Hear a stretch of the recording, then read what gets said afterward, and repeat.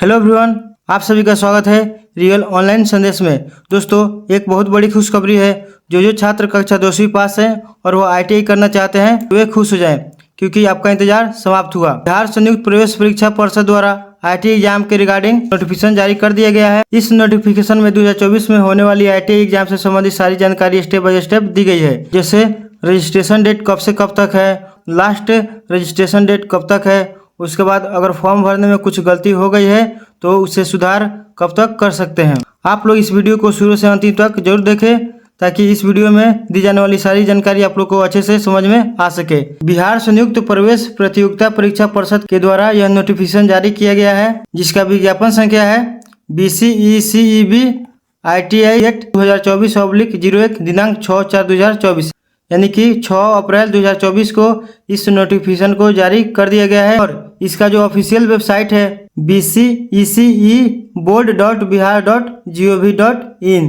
यानी कि इस वेबसाइट पे जाके सारी जानकारी लेकर आप आवेदन कर सकते हैं। यहाँ पे लिखा गया है औद्योगिक प्रशिक्षण संस्थान प्रतियोगिता प्रवेश परीक्षा 2024, यानी कि ITI 2024 के बारे में ये सभी जानकारी दी गई है। तो चलिए हम लोग स्टेप बाय स्टेप समझते हैं कि रजिस्ट्रेशन कैसे करते हैं और सारी चीज़ें। आइए सभी पॉइंट को हम लोग स्टेप बाय स्टेप देखते हैं। फर्स्ट में दिया गया है बिहार राज्य के सभी सरकारी औद्योगिक प्रशिक्षण संस्थानों यानी कि ITI के विभिन्न पाठ्यक्रमों में प्रवेश हेतु बिहार संयुक्त प्रवेश प्रतियोगिता परीक्षा परिषद द्वारा आयोजित की जाने वाली औद्योगिक प्रशिक्षण संस्थान प्रतियोगिता प्रवेश परीक्षा 2024 के लिए निर्धारित प्रपत्रों में ऑनलाइन आवेदन आमंत्रित किए जाते हैं। यहाँ पे दूसरे नंबर पे लिखा गया है औद्योगिक प्रशिक्षण संस्थान प्रतियोगिता प्रवेश परीक्षा ITI 2024 आयोजित करने की तिथि यथा समय सूचित किया जाएगा, यानी कि ये जो एग्जाम है यह अपने समय पे सूचित किया जाएगा। ठीक है ना। तीसरा नंबर इम्पोर्टेंट है, यहाँ पे जो वेबसाइट दिया गया है वो काफ़ी इम्पोर्टेंट है। यहाँ पे जो वेबसाइट दिया गया है इसे आप लोग ध्यान में रखिएगा। वेबसाइट है bceceboard.bihar.gov.in पर ITI कैट 2024 की उपलब्ध विवरण पुस्तिका में अभ्यर्थियों के लिए योग्यता अर्हता संबंधित विस्तृत विवरण एवं आवश्यक निर्देश को देखा जा सकता है। यानी कि आप इस वेबसाइट पर जाके एजुकेशनल क्वालिफिकेशन देख सकते हैं कि एलिजिबिलिटी क्या है और सारी जानकारी यहाँ से आप प्राप्त कर सकते हैं। यहाँ पे चौथा नंबर पॉइंट है, ये भी इम्पोर्टेंट है।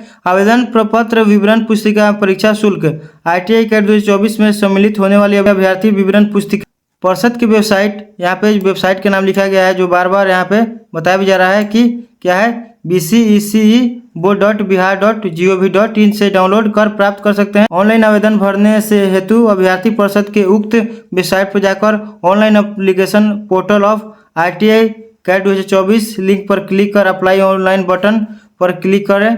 इसके उपरांत आवेदन प्रपत्र भरने हेतु जो निर्देश यानी कि इंस्ट्रक्शन दिखेगा उसे अभ्यर्थी अच्छी तरह पढ़ एवं समझ ले। यानी कि यहाँ पे बताया जा रहा है कि इस वेबसाइट पे जाइए और अप्लाई करने से पहले जो भी यहाँ पे जानकारी दी गई है वो सही जानकारी है। आवेदन करने से पहले उसे आप पढ़ लीजिए, यहाँ पे जो भी निर्देश दिए गए हैं उसके बाद आप अप्लाई कीजिए। ठीक है। यहाँ पे ऑनलाइन आवेदन करने से संबंधित सारे स्टेप को अच्छे से समझाया गया है। पहले स्टेप में दिया गया यानी कि स्टेप 1 में रजिस्ट्रेशन, यानी कि इस एग्जाम के लिए आप रजिस्ट्रेशन कैसे करेंगे। इस एग्जाम में रजिस्ट्रेशन करने से पहले आपके पास 2 चीज़ें होना बहुत ही आवश्यक है। सबसे पहला है ईमेल ID और दूसरा है मोबाइल नंबर, यानी कि ये अपना होना चाहिए।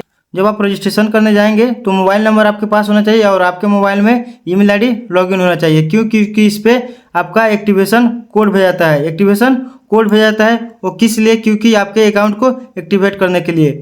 जब आपका अकाउंट एक्टिवेट हो जाता है तो एक्टिवेट योर अकाउंट बटन पे क्या किया जाता है? क्लिक किया जाता है और ईमेल ID एवं प्राप्त एक्टिवेशन कोड को डाल देता है। और एक्टिवेशन कोड डालने के बाद यहाँ पे पासवर्ड डालकर साइन इन कर आगे की पूरी प्रक्रिया करें। यानी कि ये जो एक्टिवेशन कोड होता है और ईमेल ID और पासवर्ड डालकर क्या किया जाता है, आगे की प्रक्रिया को पूरा की जाती है। यहाँ पे अभ्यर्थी के लिए एक इंस्ट्रक्शन दी गई है। अभ्यर्थी के द्वारा दिया गया ईमेल ID ही उनका यूजर नेम होगा। यहाँ पे जो यूजर नेम पूछा जाएगा वो आपका ईमेल ID ही होगा और जो आप पासवर्ड बनाए हैं वो आपका पासवर्ड हो जाएगा। ठीक है। पहले स्टेप में आपने क्या जाना है कि रजिस्ट्रेशन से पहले आपके पास क्या क्या होना चाहिए। तो सबसे पहले है मोबाइल नंबर, उसके बाद है ईमेल ID। ठीक है। तो ये दोनों चीज़ें आपके पास होना चाहिए। स्टेप 2 में देखते हैं कि क्या क्या इंपॉर्टेंट है। स्टेप 2 में बताया गया सफलतापूर्वक रजिस्ट्रेशन एवं अपने अकाउंट को एक्टिवेट कर पुनः अपने अकाउंट में साइन इन करने के उपरांत कंप्यूटर स्क्रीन पर पर्सनल इन्फॉर्मेशन से संबंधित रिक्वायर्ड एंट्रीज पूरी तरह भरें एवं सेव एंड कंटिन्यू पर क्लिक करें। यानी कि जब ये पहली प्रक्रिया आपकी रजिस्ट्रेशन वाली कंप्लीट हो जाएगी, जब आप साइन इन कर जाएंगे तो आपको पर्सनल इन्फॉर्मेशन अपना फिल करना है, यानी कि जैसे नाम, यानी कि अपना नाम, फादर्स नेम, एड्रेस, ये सभी सारी चीज़ें आपको उसमें फिल करना होगा। ठीक है, जब ये आप लोग फिल कर लेंगे तो सेव एंड कंटिन्यू पे क्लिक करेंगे। उसके बाद आगे बढ़ेंगे। तीसरे में पॉइंट में दिया गया है स्टेप 3 में अपलोड फोटो एंड सिग्नेचर, यानी कि आपको यहाँ पे बताया गया है कि कैसे फोटो और सिग्नेचर को अपलोड करना है। ठीक है ना, यहाँ पे देखिए आपको बताया गया है कि रंगीन पासपोर्ट साइज फोटो को अपलोड करना है, रंगीन पासपोर्ट साइज फोटो को अपलोड करना है और अपना हिंदी एवं अंग्रेजी में हस्ताक्षर भी अपलोड करना है। ठीक है, उसके बाद दिया गया है जो आप फोटो अपलोड करेंगे ना, उस पर आपका नाम होना चाहिए। क्या होना चाहिए? नाम, और फोटो खिंचवाने की तिथि भी अंकित होनी चाहिए। ऐसे नाम होगा आपका ऊपर और उसके नीचे जो भी आप डेट में खिंचवाए हैं फोटो, यानी कि जिस डेट पे फोटो खिंचवाए हैं उसका आपका डेट नीचे होगा। ठीक है, ये सभी चीज़ आप लोग जब फिल कर लीजिएगा, अच्छे से अपलोड कर दीजिएगा फोटो, इंग्लिश हिंदी सिग्नेचर, उसके बाद सेव एंड कंटिन्यू बटन पर क्लिक करके आगे बढ़ जाइएगा। तो देखिए चौथे स्टेप में आपको क्या देखने को मिलेगा, यहाँ पे देखने को मिलेगा स्टेप 4 में एजुकेशनल इन्फॉर्मेशन, यानी कि जो भी आपकी शैक्षणिक योग्यता है, जैसे 10वां पे आप फिल करेंगे तो उसमें जो मार्कशीट है उन सभी की जानकारी आपको वहाँ पे फिल करना है। और उसके बाद 5वां स्टेप आ जाता है। 5वां स्टेप में दिया है स्टेप 5 में प्रीव्यू योर एप्लीकेशन, यानी कि पहले स्टेप से लेकर पहले स्टेप में हम लोग क्या देखे, रजिस्ट्रेशन, और जो दूसरा स्टेप था उसमें दिया गया था पर्सनल इन्फॉर्मेशन, यानी कि आपके बारे में जो भी जानकारी है उसको फिल करना। उसके बाद तीसरे में आता है आपका, यहाँ पे दिया गया है, यहाँ पे स्टेप 3 में अपलोड फोटो एंड सिग्नेचर, यानी कि अपलोड, जब फोटो अपलोड कर लीजिएगा उसको और सिग्नेचर अपलोड कर लीजिएगा उसको भी आपको मिला लेना है। उसके बाद स्टेप 4 में एजुकेशनल इन्फॉर्मेशन है, यानी कि आपके जो शैक्षणिक योग्यता है उससे संबंधित सारी जानकारी सही है। वो अगर ये चारों चीज़ें आपके सही हैं तो आप क्या कीजिएगा, इसको भी सबमिट कर दीजिएगा। यानी कि 5वां में आप लोग देख लीजिएगा कि ये सभी चीज़ें जो 4 स्टेप तक हम आए हैं सब चीज़ें अगर सही भरे हैं, ठीक है ना, तो ये आपको अब सबमिट एंड कंटिन्यू बटन पर क्लिक करके आगे बढ़ जाना है। यानी कि 5वें स्टेप में ये सारी जानकारी बताई गई है। उसके बाद बताया गया है भरे गए आवेदन प्रपत्र के प्रीव्यू उपरांत सारी सूचनाएं सही पाई जाती है तो अपना डिक्लेरेशन देकर कन्फर्म एंड सबमिट बटन पर क्लिक करें ताकि परीक्षा शुल्क जमा करने की प्रक्रिया स्टेप 6 अनुसार पूर्ण करें। यानी कि जब आपकी ये सभी चीज़ें सही है तो आप डिक्लेरेशन देकर कन्फर्म एंड सबमिट बटन पर क्लिक करके आगे बढ़ जाइएगा। तो आगे आपको 6ठे नंबर पे मिलेगा स्टेप 6 में पेमेंट ऑफ एग्जामिनेशन फी, यानी कि अब आपसे एग्जाम फी मांगा जाए, यानी कि परीक्षा शुल्क मांगी जाएगी। ठीक है ना, तो आप इस परीक्षा शुल्क को ऑनलाइन पेमेंट कर सकते हैं, यानी कि ऑनलाइन मोड में इस परीक्षा शुल्क को आप पे कर सकते हैं। इसके लिए बहुत सारे ही आपके पास ऑप्शन दी गई है। यहाँ पे आप क्रेडिट कार्ड के जरिए अपना जो भुगतान है उसको पे कर सकते हैं। उसके बाद ऑप्शन है डेबिट कार्ड, उसके बाद है UPI अथवा नेट बैंकिंग के माध्यम से करना चाहते हैं तो वे स्क्रीन पर देखकर पेमेंट मोड से ऑनलाइन पेमेंट ऑप्शन को क्या कर सकते हैं, सिलेक्ट कर सकते हैं और इन चारों में से किसी एक पर क्लिक करके आप ऑनलाइन भुगतान कर सकते हैं। रही फर्स्ट स्टेप से लेकर 6 स्टेप तक की सारी इन्फॉर्मेशन। अब हम लोग आगे बढ़ते हैं और सारी चीज़ों को देखते हैं। अब यहाँ पे परीक्षा शुल्क से संबंधित सारी जानकारी दी गई है, उसको हम लोग पढ़ते हैं। ठीक है ना, यहाँ पे लिखा गया है उपरोक्त विधियों से परीक्षा शुल्क का भुगतान से संबंधित आवश्यक विवरण निम्नलिखित है। यानी कि यहाँ पे जो अभ्यर्थी है अलग अलग कैटेगरी के हैं उनको कितनी फीस जमा करनी होगी अगर वो इस परीक्षा में सम्मिलित होना चाहते हैं। तो बात कर लेते हैं सबसे पहले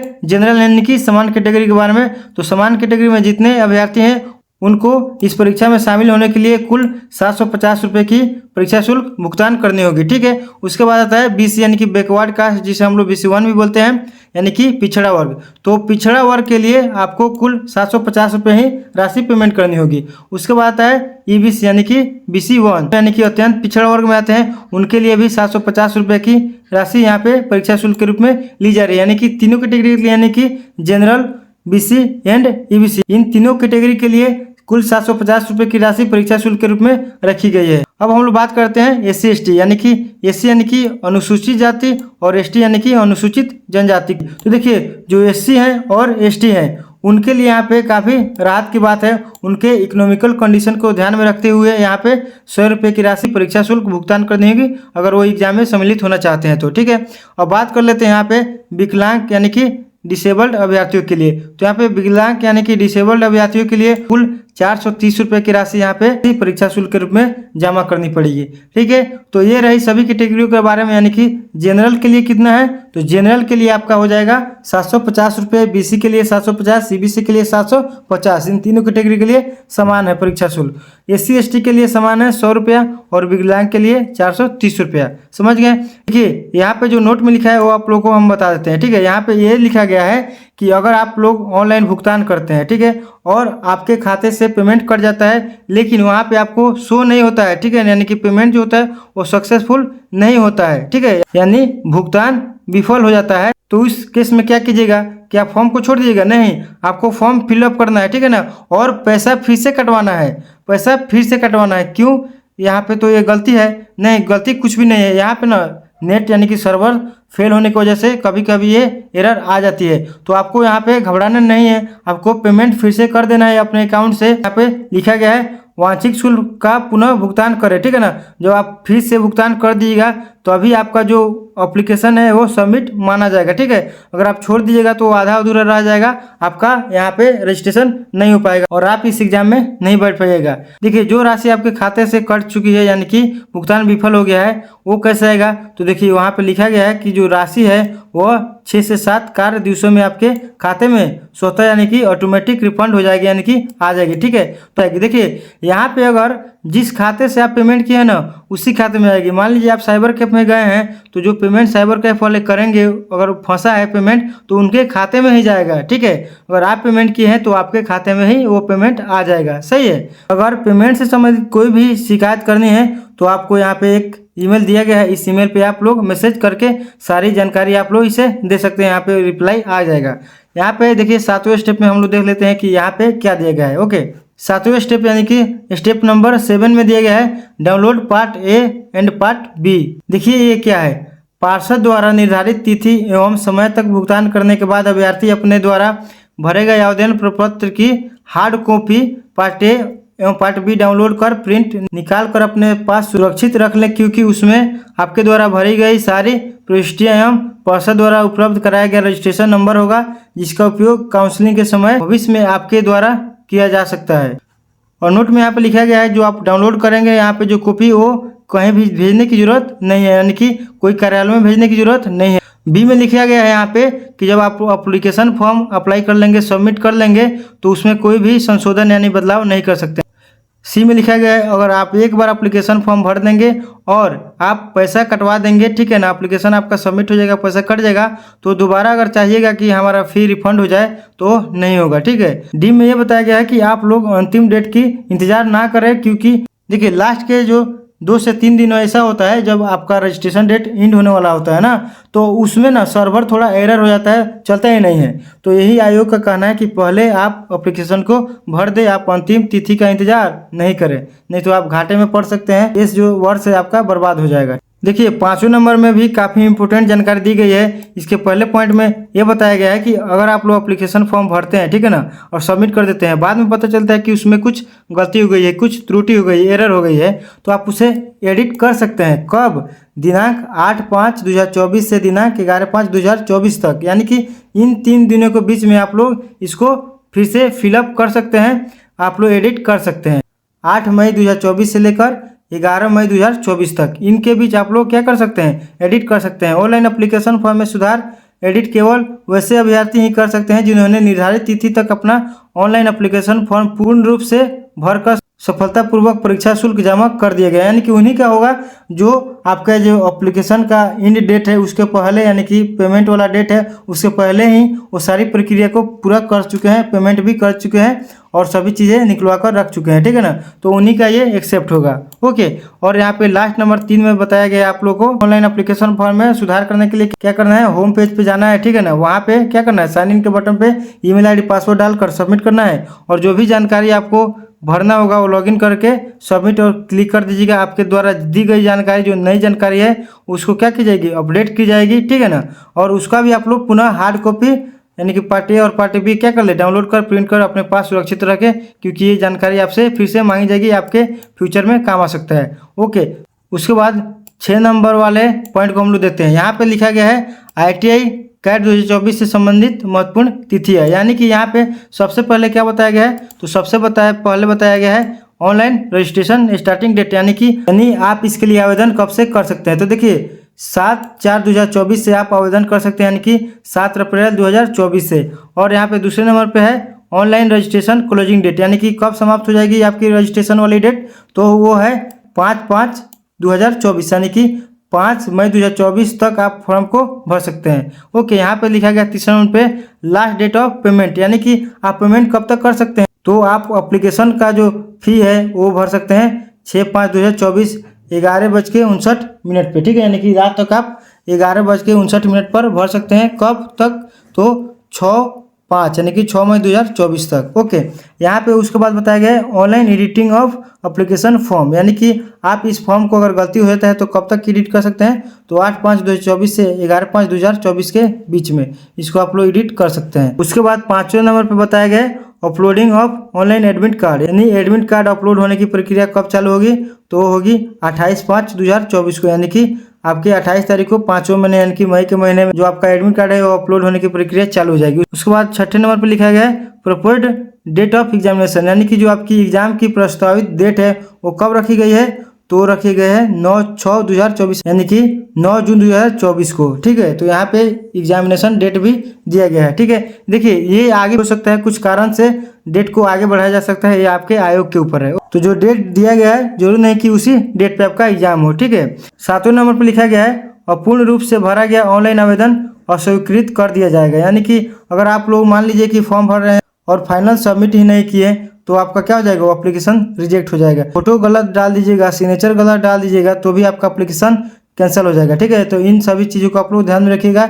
इस चैनल पे कैसे ऑनलाइन एप्लीकेशन करना है, अच्छे से फॉर्म को भरना है, इसके लिए भी वीडियो आ जाएगा। उसके बाद सिलेबस का भी वीडियो आ जाएगा इसी चैनल पे। तो अगर आप लोग इस चैनल पे नए हो तो जुड़िएगा। उसके बाद 8वें नंबर पे आयु सीमा के बारे में बताई गई है, यानी कि 1 अगस्त 2024 तक, यानी कि 1 अगस्त 2024 तक, ठीक है। यहाँ पे 1 अगस्त के बारे में बताया गया, यानी कि 1 अगस्त 2024 तक न्यूनतम आयु है, यानी कि कम से कम आपका उम्र कितना होना चाहिए, तो 14 वर्ष, यानी कि 14 ईयर्स, ठीक है।